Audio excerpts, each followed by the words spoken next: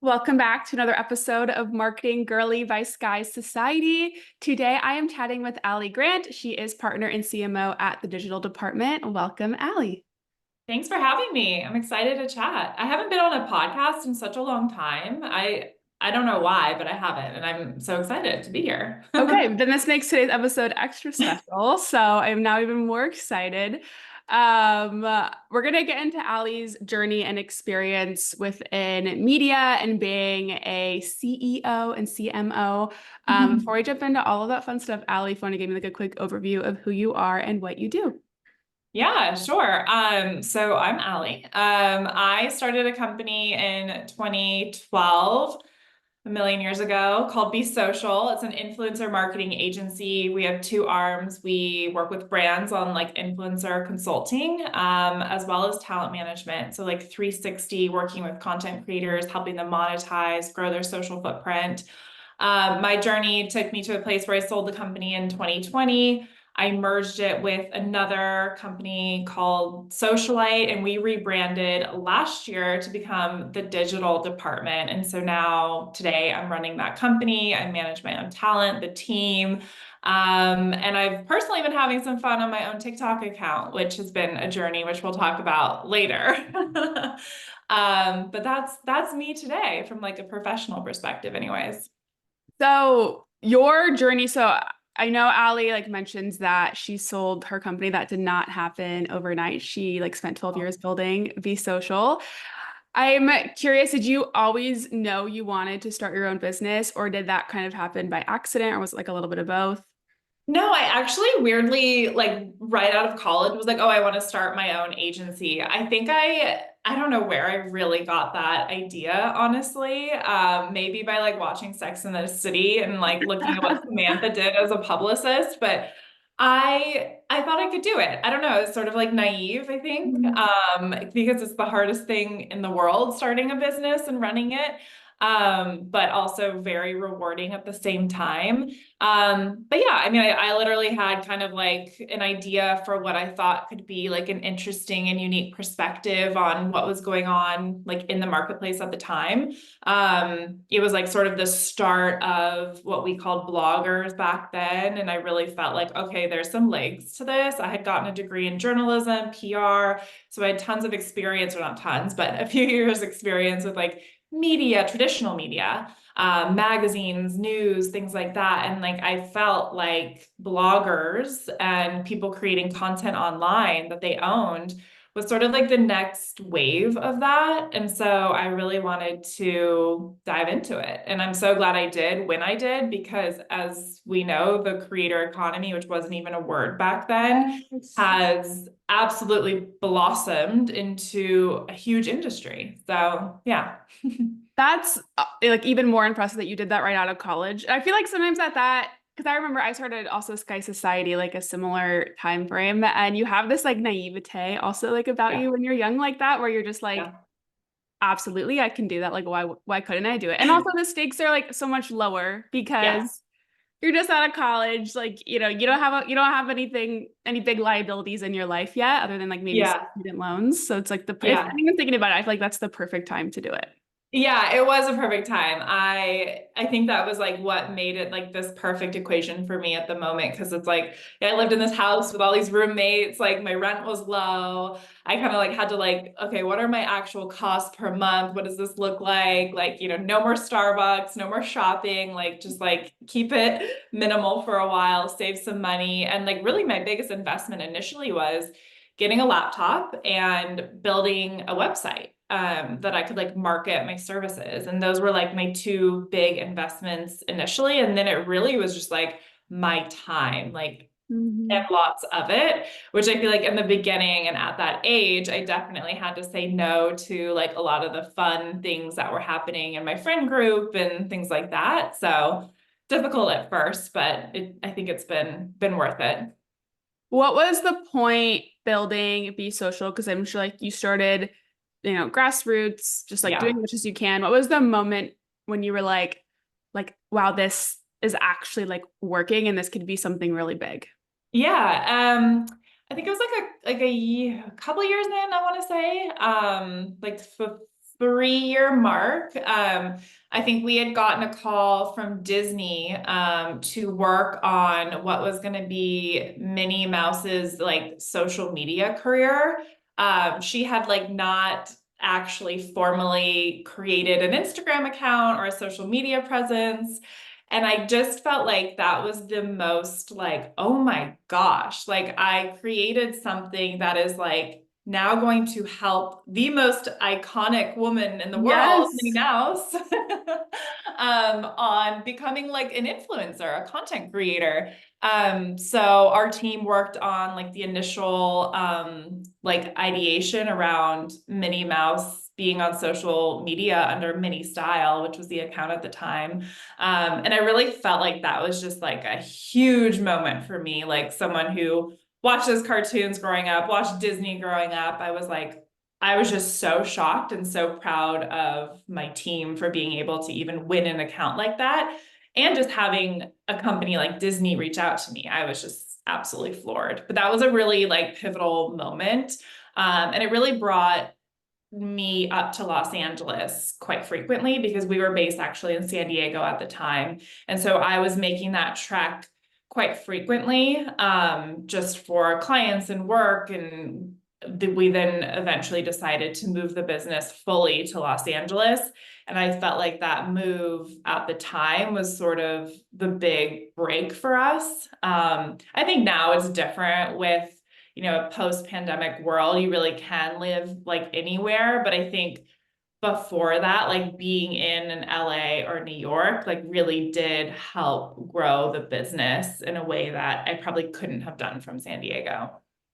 That's incredible. And you said so you reached this milestone only like 3 years into building Be Yeah, Social. I want to say it's like 3 or 4 years in, and Okay. they say that's like kind of like the time frame of like sort of the make or break with businesses, right? Like it's like I felt like at that moment, I think the timing was interesting because it's like that was when social media influencer like content creation was like really exploding and every brand like wanted a piece of it. And so I was able, and I had started at the right time. So I was like getting, I was taking advantage of that like bubble bursting essentially. And so the timing was just like perfect. But yeah, I feel like that was a pivotal moment for sure. Yeah, that is an incredible, like, and super inspiring, I think, to hear because I know it's like, especially I think on the agency side, I know there's like a Yeah. lot of women in marketing that listen or maybe like do some freelance work and that's super intriguing, but it takes a lot of years of probably wanting to quit, but not Yeah. doing that and like pushing through until you finally kind of find your momentum. And that doesn't happen. I think sometimes on social we see like people get like, someone like blow up from a trend and they're like, famous and successful overnight, but that's Yeah. maybe not always how it happens. No, I definitely didn't feel like that. I do think the timing accelerated the success of the company just because of like starting it sort of before everything was going so crazy in the creator economy certainly helped. But yeah, I mean, it's like definitely not overnight success. And I still, even beyond that, 3 to 4 year, up to like 7 or 8 years, like it's still a grind and there's still like ups and downs, right? Like, I don't know at what point you ever feel like, I can breathe and I've like accomplished what I need to accomplish. It seems like there's always more, right? Yes. Well, I feel like that's the mark of a successful entrepreneur too, is that you always feel like there's more you can do. And there's like always things you Yeah. see that could be better.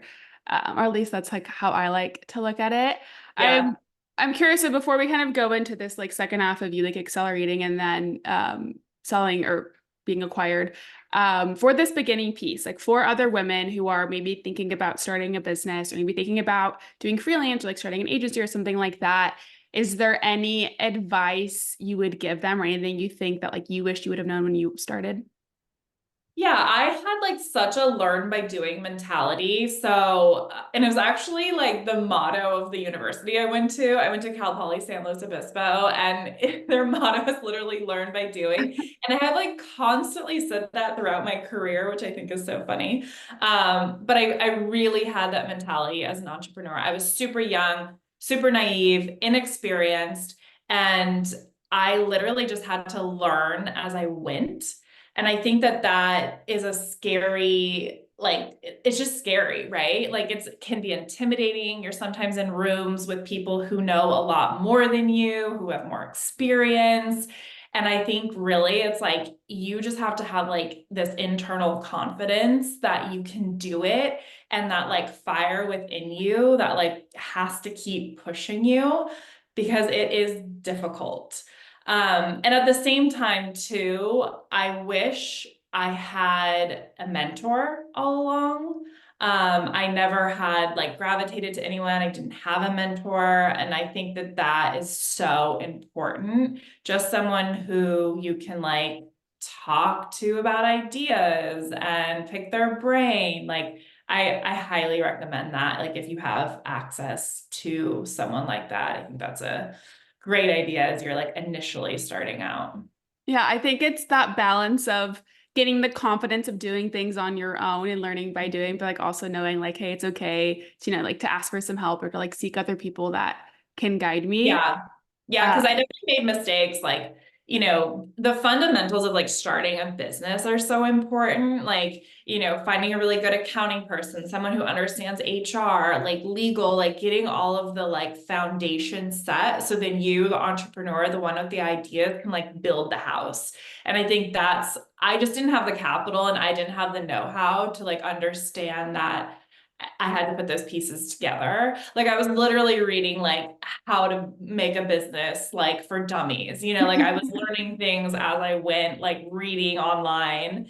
But again, that was like so many years ago. It was more than a decade ago. Like now there's so much resource for entrepreneurs to like understand how to build a company. Like do your research, I guess. I think the mentor piece is like so important, but it's also like have that like inner confidence to continue pushing on, because things are going to try to take you down and there's going to be bumps in the road. I love that. Okay. So you you're grinding in your first couple years. I know you're still grinding now. And but Yeah. then you got to kind of like an inflection point where you started to build some more momentum and like fast forward a couple years later, you ended up being acquired and then you ended up like merging and rebranding. So can Yeah. you talk to me like a little bit about that decision and like why you decided that was the best choice for you and Be Social? Yeah, for sure. So I had like no idea that like owning an agency, you could then sell it and get acquired. Like that was like never literally on my radar. Like people always ask me that, like, oh, did you like always know you wanted to sell the company, like build it up and sell it? The answer is no. Like I literally thought I'd be running Be Social like forever and ever. So when I started getting approached by different companies for acquisition, I was like, what is this? Like I have no idea. Like I really it didn't cross my mind. And started having like a handful of, really interesting companies reach out and kind of go through the process, which at first like sort of freaked me out. I really enjoyed having my autonomy and running the company. And I think an entrepreneur is often an entrepreneur because they don't want to report into anyone, right? Like they Yes. like doing what they want to do. And they have the confidence and to do so. So I was afraid of losing that. So I took the process really slow. I eventually landed on the partner and parent company, Dolphin Entertainment. They're a production company. They owned a handful of different other agencies, one of which I was very impressed with, which is 42 West. They're a traditional PR firm. And I really felt like I had dug into the creator economy world. I like knew the people, I knew the industry, like I knew what it was about, but I felt like what I was missing was access to traditional entertainment. Getting access to like the Emmys or Vanity Fair parties or things that were very much like traditional entertainment. And so I felt like an acquisition by this company would provide that access to allow me to like bridge the gap between what is like a traditional talent and like a digital talent. And that's what I feel like we're doing today, which has really been rewarding and a benefit to the clients that we represent too. But that process is like really taxing. Like there's so much due diligence. It's a lot of work on both ends. It's exhausting. It's also like emotionally a little bit of like a shock, selling what you've created and literally handing over the reins. I mean, I'm still the CEO, but you know, things change at the end of the day. You're reporting into a parent company, goals change, you know, initiatives shift. So till this day it's still like a learning curve for me, and but it's been really rewarding and a really fun and unique experience because I don't think a lot of people get to go through it. Especially I think, you know, stats on like female entrepreneurs selling businesses. um it's only a little group of us, and it's been a wild and exciting ride and very, very fun. That, yeah, I was gonna say I didn't think, or I also didn't know that agencies could be like sold Yeah. the same way that traditional companies, like when we see like an acquisition happen or we see a company get sold. Yeah. I feel like it's not, yeah, that's not like a category that I see as common. Like services would be like another category that I feel like is more rare. And I can imagine, like you said, like building the business like over many, many years and Yeah. then selling it is also like a very surreal experience. Um, I am curious too, because I know you mentioned that you started in this, like building it within this niche of like blogging before like that really took off, like the whole like blog influencer world. Obviously, like you said, like there's now a term creator economy. Now creators are absolutely massive, and you kind of got to be on the earlier wave of that trend. Um, when you like got to this point of selling, what do you feel like you built Be Social to be that made it this like super powerful agency that was now attracting attention from buyers? Like, what was Yeah. your kind of like secret sauce, I guess I would say? Yeah, no, that's a really good question. I mean, like at the end of the day, like getting acquired, what companies want to see is something called your EBITDA, which is essentially based off like your profit. Like how much money is your company making? That is like the number one thing they're looking at. Secondary to that is like what you just explained, which is like your secret sauce and like what makes you different and unique. Because if you think about it, there's tons of influencer agencies, some very similar to what Be Social did, some exactly the same, really. But what they're buying is probably you, the founder, the CEO, the people running the company, the executive team, the team within the company, the clients. And I think for, you know, the parent company that ended up purchasing Be Social, I think what they thought was really interesting is that we not only represented talent, but we also represented brands, and we were able to sort of like bridge that, which you're not seeing too much of in agencies. It's kind of usually one or the other. So I think the fact that we had our hands in both was like attractive and interesting. And I think the fact that we not only had like natively digital talent, but also talent that did kind of cross over into traditional entertainment. So we had people that were, you know, in movies, in TV, you know, actresses, people coming off of reality television. So I think that they felt like they could lend a hand and support in that, which, you know, made us sort of unique and stand out. But again, I mean, it was a lot of like meetings with myself and the CEO of the parent company and making sure that like we got along and that we felt like we could work together. And that is like a huge piece of it because you are, you know, it's a totally different landscape from just running your company and now like reporting into what is a parent company. So we just had to make sure we got along initially. Yeah, I like you mentioned before, like when you're like a huge allure of being a founder and entrepreneur is not having a boss. And when you get a client, Yeah. then then they become your new boss. So you want to make sure that you guys Yes, do very much like each other. exactly. My last question for you, like on this piece, is that I'm just personally curious about is now that the TikTok or creator economy in general, but we're seeing a lot on Yeah. TikTok as well, like has just like completely blown up. Now, like I mean, influencers used to kind of be like working with influencers was like a massive edge for companies who got on board really, you know, really early, and now it's ubiquitous. Now we're seeing like strategies on all teams. For creators, because I also know we have a lot of girls, and I know you mentioned you're like also building your own platform. We have a lot of girls that are also doing content creation on the side that listen. What do you think, like now going in the future, is going to what do you think we're going to see out of these successful creators now that everybody is creating content? Yeah. Seeing people like bloggers, seeing people find their niche. Like, what do you think is going to make certain creators really successful? Mhm. as we kind of see the landscape change.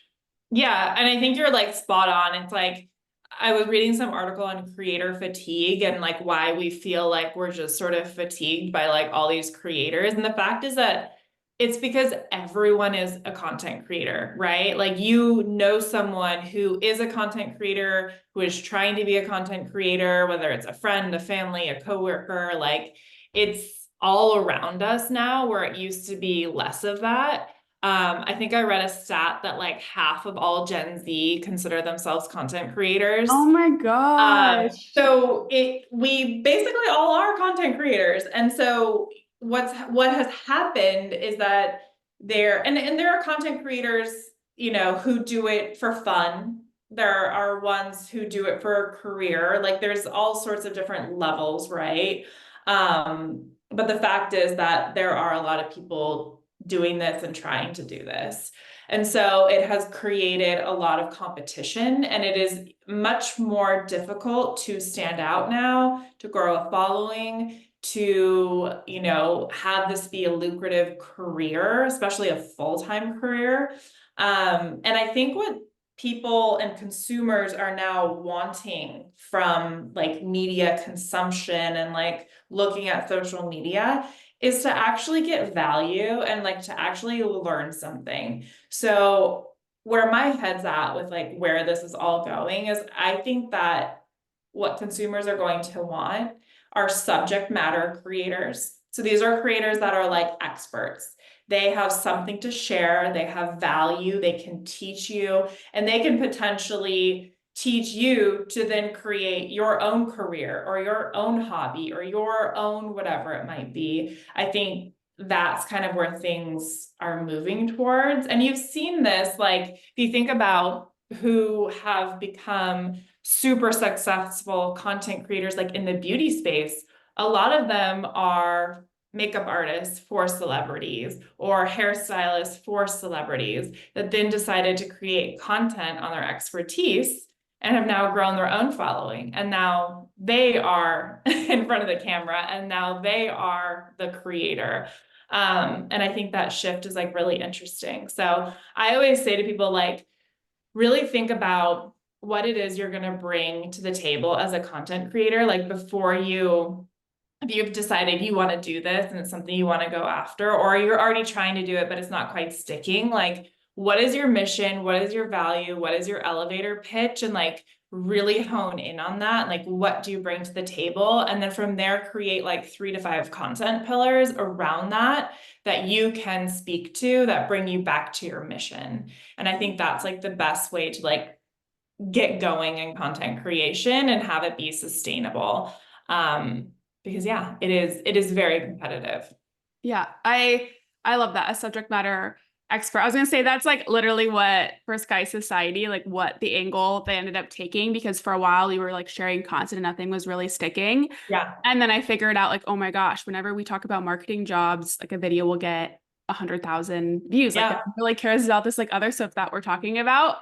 Yeah. So like the other thing I always say too is like try like always be changing those content pillars until you figure out what sticks, and also changing how you deliver those content pillars, because it also took like different formats of me like delivering that content to realize like what was actually going to work. But then once you find it and like once that clicks, then it's like the best feeling, because then you finally get to see your Yeah. content take off. Yeah. Like you have your little space on the internet, like, and Yeah. it's hard to find it and it's hard to like carve it out, but like once you find it, it's yours, right? Mm-hmm. Yeah. So. Okay. I love that. Yeah. That's something that like I've trying to ask guests is always like to see what their like perspective is on like social or creators or influencers, just because we've seen it blow up so much, like it's becoming so saturated. Yeah. But I'm always super curious of like where people think, you know, the trends are going, or like where we're going to find success or where Mhm. we're going to find leaders. Cause I feel like everyone sees like the overnight success, like the influencer who's like all of a sudden like Yeah. living, you know, off of being an influencer, making all this money, and you're like, oh my gosh, I want that. Let me start posting. But now that Right. everyone's done it, similar with blogging, like I'm sure you saw with blogging, once everyone saw blogging take off, then everybody became a blogger. So just like with anything. Exactly. Yeah. It is like it seems exciting and shiny but like when you get into like the Yeah. nitty-gritty of it, it's like it's not easy. Yeah. Yeah, definitely not. Okay. So let's talk about this like final last or not the final last piece, but like going into the digital department. So you get acquired, and then you kind of go through this like rebrand to the digital department. Can you kind of walk me through that next step Yeah. in the evolution of Be Social? Yeah, so our parent company acquired a company called Socialyte, which had been a competitor of Be Social for like the past decade, which is so funny. Like, we were fighting over the same talent and deals and, a friendly competition, but competitors. And so our parent company acquired the company, Socialyte, and then instead of us being under the same umbrella and essentially continuing to compete, we made the decision to merge the two companies. And we both felt like we needed to rebrand to make that like successful and like for the marketplace to understand like our next chapter. And so I was actually in charge of the full rebrand. So hired a branding agency, went through like naming exercises. We eventually ended up choosing the digital department, which I feel like very much speaks to like who we are and what we do, which I felt was like absolutely perfect. Went through all the branding, the colors, the fonts, the website, eventually rolled all of this out in September of last year. So it's almost been a year. And, on top of that, it was like merging our teams, all of our, platforms and all our protocols and all of these things. So it was a lot of work behind the scenes. And yeah, it's almost been a year now, of working together as one. So it nearly doubled our team, doubled our roster, like revenue, like all of the things. Like we are that much bigger now, which really allows us to, yeah, just do more deals, get more clients. And it's really been like a positive experience and has helped grow the company in so many different ways. That must have been a crazy year to go through, or a couple of years to go through the acquisition and then Yeah, it that was is a lot. insane. Yeah, it was like basically starting a new company. Oh Like, my like gosh. from the branding to like everything behind the scenes, like it was a lot from so many different areas of our team, from like our accounting team, our legal to operations, like everyone really had a helping hand to make this happen. That is crazy. Yes, I can. Yeah, that's like a massive change to happen, like, and to all go through super quick, but I'm sure it's all been super exciting um and fun to like see the brand like change and evolve. And like you said, like almost Yeah. starting like a whole new business. Yeah. So, where does your personal branding journey fit into this? Because I know you mentioned that you had been like you've been starting to like create more and share on TikTok. Is this Yeah. something that you've been doing more recently? Is it something that you'd like always been doing? No, it's definitely recent. I have like, I don't know, like I never had interest really of like, I'd always been like behind the scenes of content creation and creators. And I just like, it's like I never felt like I said before, like I never found my little place on the internet that was like mine. Like I'm not necessarily like super stylish or super whatever. So I never felt like I had a story to tell on the internet.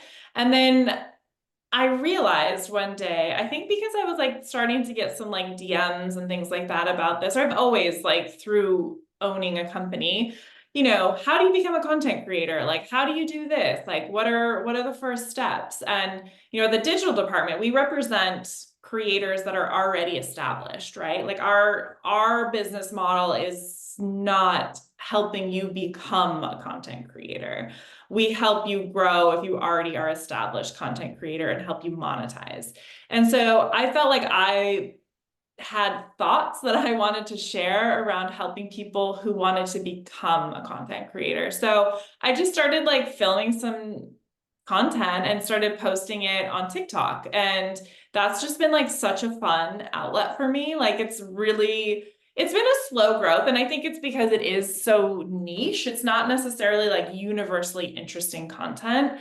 But I have fun doing it. And what I genuinely love the most about it is like people messaging me or commenting and saying like, oh my God, I got my first brand deal, or I hit 5,000 followers, and like these exciting milestones that I feel like I am helping them with is like truly so rewarding at the end of the day. So I've had so much fun with it. It's like my little side hobby.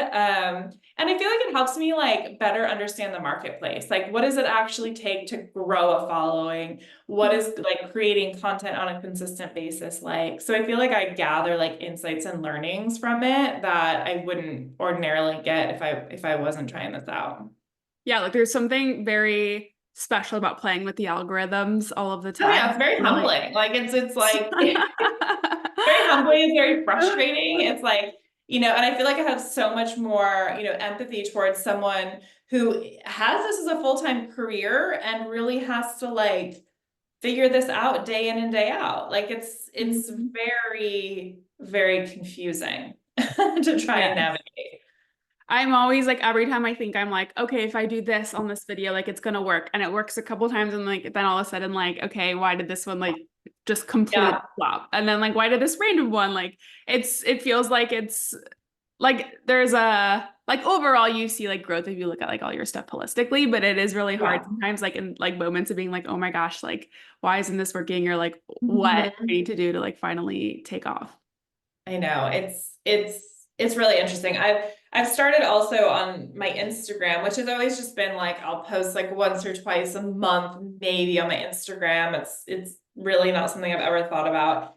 And I had a call with Meta, and they were saying how just like consistency is like the only thing that allows people to grow on the platform now. And so they were saying like multiple posts per week. And I was like, you know what? I'm gonna try this out and see what happens. And so I've been trying to make it a goal to post at least 3 times a week on my Instagram. Oh And wow. oh my gosh, it is like it is taxing. Like I guess because I have a full-time job, I am like I also am like I literally have nothing to say.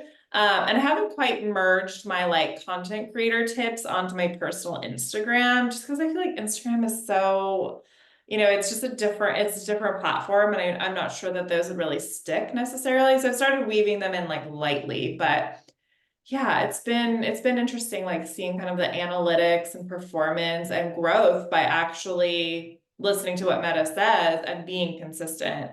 So I'm hoping like over the next 30, 60, 90 days, I'll have like more analytics to report back on, but it's been interesting. You're like a little like a scientist collecting Yeah. data. No, I have like it really is like it's crazy, but I have noticed that like the things I'm posting are now being seen by non-followers, and I'm noticing that Mm. you get like these little alerts that say like so and so followed you from your reel, and I was like, oh my God, this is Mm. really so it works. It's like okay, if I'm putting out content, something's gonna stick and someone's gonna see it, you Yeah. know. So it's like if you're a content creator and you're complaining about growth and bad engagement, all these things, it's like ask yourself, like, are you actually putting out enough content that something's going to stick? Like, it's a matter of numbers and odds, I think, at this point. Yes, especially for TikTok, it is like for sure you have to be posting so much. I took like a long hiatus, like I don't know, 6 months from Oh, TikTok wow. because stuff in Sky Society was like so busy that I just like took a break. And then once Yeah. I started posting, then the videos like you post don't do that well. You have to like build momentum and trust with TikTok as it like learns your algorithm for your videos to then start like getting reach again. And so Yeah. now I'm like, okay, I never want to take more than a 2 day break from posting on this is like as of like a month ago. I'm like back on my on my Okay, TikTok. good. Yeah, yeah, yeah. It's like you never want to take a break because once you take a break, then you have to like TikTok has to like relearn your audience, like regain trust from your videos. I would notice Yeah. like if I had taken a break and I posted, my video wouldn't get any views for the first couple of minutes. Like they would like trickle in really slowly versus like once I posted more regularly, then I would see the video would like just perform better faster. Interesting. Yeah. See, I was doing that with TikTok too. I'd be like Mhm. super consistent for a month and then I would stop for 2 months. Yes. And I did that over like 2 years basically. And then the minute I actually was like, I'm posting every day and I'm like gonna stick with this, I'm like, oh, I started seeing following Yes. growth, engagement pickup. But still, even like with TikTok today, it's like sometimes the engagement is like absolutely just awful. And I'm like, Yeah. what the heck? I was like, this is interesting. And then like something that I'm like, this is dumb, will get like 100,000 views. I'm like, what is happening? I know. I It that's rhyme what a reason. it's frustrating. It is super frustrating on TikTok. And then the other thing, I don't know if you've done notice this yet. Do you post your same like how to be a creator content on your Instagram as well, or do you just post that on TikTok? I like lightly weave it in. I haven't been as much. Why? I was gonna say, so for me, like when I create content for Sky Society on TikTok, I've noticed that if I share that same content on Instagram, or even if I'm like, oh, I'm not gonna repost the same video because whatever, I know there's like rumors that they like cross-check platforms or whatever, they do not do well. Like I will get a couple hundred views on like one video on Instagram and that same video on TikTok, maybe we'll get like 100,000 or something like that. And I was Whoa. talking like huge, and we've tried so many different types of videos. And I was Yeah. talking to somebody like randomly at a bar in Austin, and he worked at Instagram. And I was like, please tell me, like, I'm like, I don't know Yeah. why, like like the reels just like are not performing. Like this video content does so well on TikTok. I don't know why like we're not seeing anything on Instagram. And he was telling me that Instagram really, really values shareable content and plays into trends really, really well. And that's what they're pushing. And so because I think my theory is because our content is so educational, that's not as shareable. Like a lot of people like save our videos. Like that's our like typically like our number one engagement factor on TikTok. And on Yeah. Instagram, it's about shares, right? They want to create conversations in the DMs. Yeah, Um, okay. So it's like trending music, trending like all of that stuff, which I actually feel like is less interesting on TikTok now. And yes. originally how TikTok started, and then Yes. they moved into like the minute plus and talking to camera, which I just don't know if Instagram is there yet, but I feel like that's probably its next iteration. Hopefully. But that's what you said about being like an expert in an area. I think Yeah. is so good on TikTok. Yeah. But Instagram, like for example, videos, we like are just still messing around with it and like experimenting. But like, well, if you show like marketing portfolios, like a quick video, that's will get like more engagement versus like me talking about something. And I think also too that goes into like if people have their sound on when they watch TikTok, but maybe don't have their sound on when they're like on Instagram. I'm also like you. We're experimenting and we're trying new things because we're small and we're still growing. Yeah, no, I love that. Yeah, Instagram for me is the one where I'm like, I'm still trying to like carve out my space and like what that looks like. But TikTok, I'm like, I also have like no shame on TikTok. Like I'll post anything. I'm just like, let's go, let's just get it up. Like it's like whatever.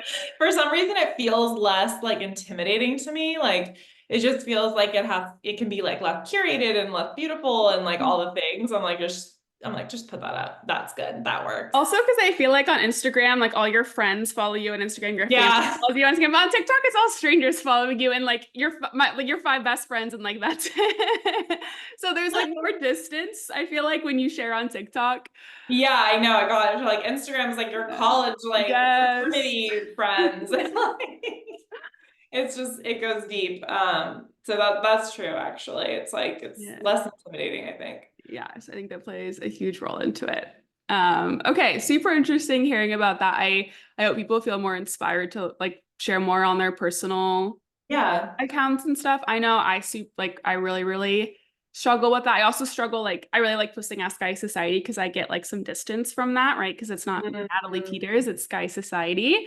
Yeah. So it's a lot different. And like maybe the same for you posting as like Allie Grant versus posting as like I know at Be Social, you probably weren't running the socials at that point, but it still No. is like, but even when you're like starting, it still is like different when you're posting as your business versus when you're posting as you, I think. Yeah. No, that is true. I think it took me some time to be like, I'm gonna actually like talk to camera and post this. I was like, because I just had never done something like that, and it was like very weird and awkward for me at first. But then now I'm like roll, let's go, let's put it up. Like I'm just like it's just easy. Like I think it's like if you feel uncomfortable or awkward behind the camera initially, like everyone does, and that's okay. I think it's just like the more you do it, you're gonna get more used to it, and then it's gonna be easy for you.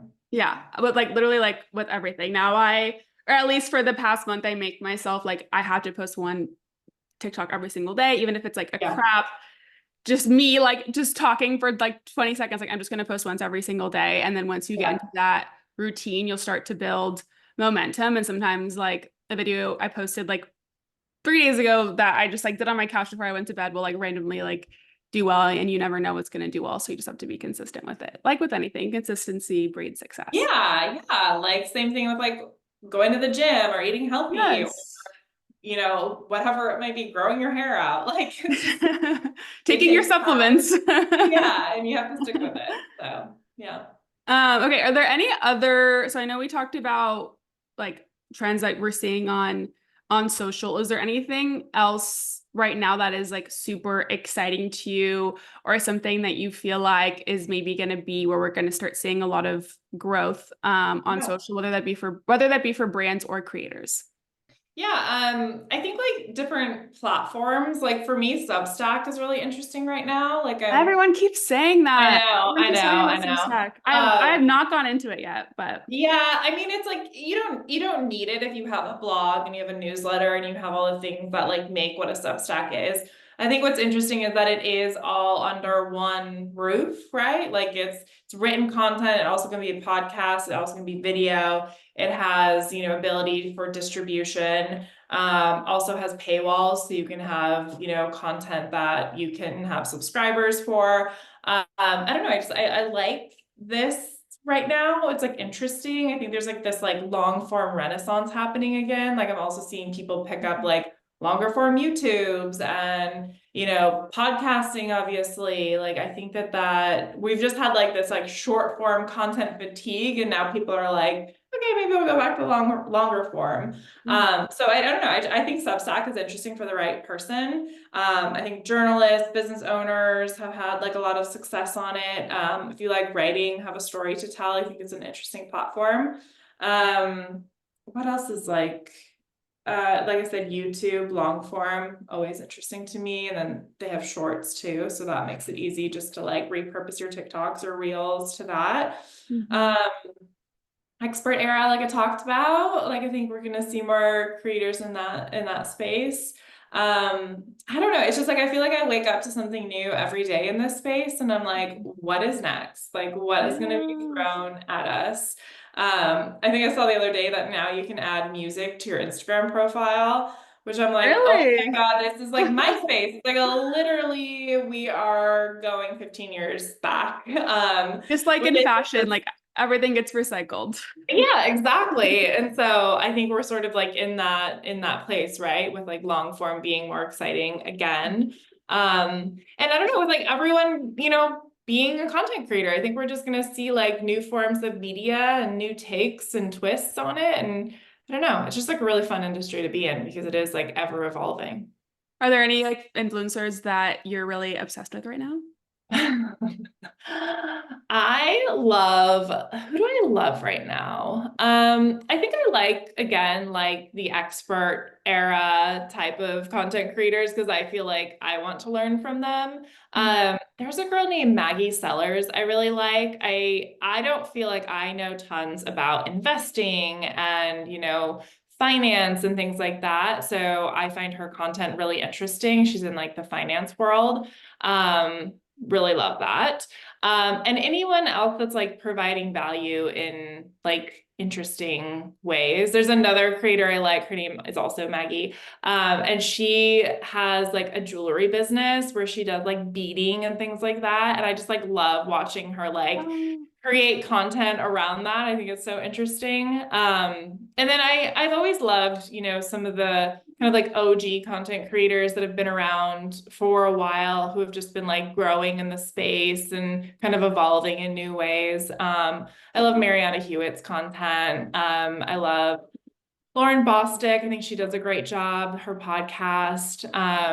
Yeah, I don't know. I think there's like, I'm definitely a consumer of creator content. Like I love, that type of content and like rooting people on and like seeing how they like evolve. So yeah.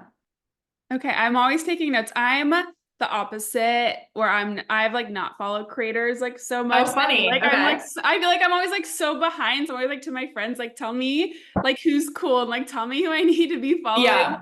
Right now we're like getting for like or getting fashion inspo from or just like Mm, being more in the know. But I do also love watching creators grow their businesses on social. I feel like, yeah. especially when I find someone that doesn't have a lot of TikTok followers yet, and she's like Mhm. trying to grow her channel or like promote what she's doing. Yeah. I love watching that. I love getting inspiration from that, of like how I could tell my story or how I can share content. I think, yeah, that's like one of my like favorite type of creators to follow. But I feel like it's hard to find them sometimes because TikTok always wants to push like the viral content. So Yeah. I love when I find a niche creator that's kind of like growing her business and doing her thing. Yeah, me too. I love that as well. Okay, Allie. Well, any last advice that you want to share with women in marketing or aspiring creators or business owners like yourself? Yeah, I mean, I think like what I said earlier, like with the learn by doing, I also think too, like not having imposter syndrome. I dealt with that and still deal with that today. I think having that like confidence in yourself, and if you have an idea, if you want to carve out your little space on the internet that you've been thinking about, like my advice is just like go and do it. And if you put like your own unique spin on it and you have passion behind it, like there was room to be successful and you can be successful. So just go do it and try it and don't care what other people think. I love that. Okay, also, what is your TikTok handle so we can find you on TikTok? It's just my name. It's Allie Grant, but no A in the Grant because I couldn't get that. Someone took it. So it's Grent. Okay, that's still pretty close. I feel like now it's impossible to find social Is handles it? for Okay, good. anything. I'm like so bummed that I don't have actual Allie Grant. It makes me upset. But I have Allie Grant on Instagram. So I'm like, okay. Okay, At least that's like yeah. so rare to get your name nowadays, I feel like. So, I know. It is. It's not easy out there. yes, yes. Okay, well, thank you so much, Allie. It has been so much fun talking to you and like hearing your story. I feel so much more inspired to go and create for my personal brand. So, thank you so much for coming on the podcast. Yeah, it was super fun.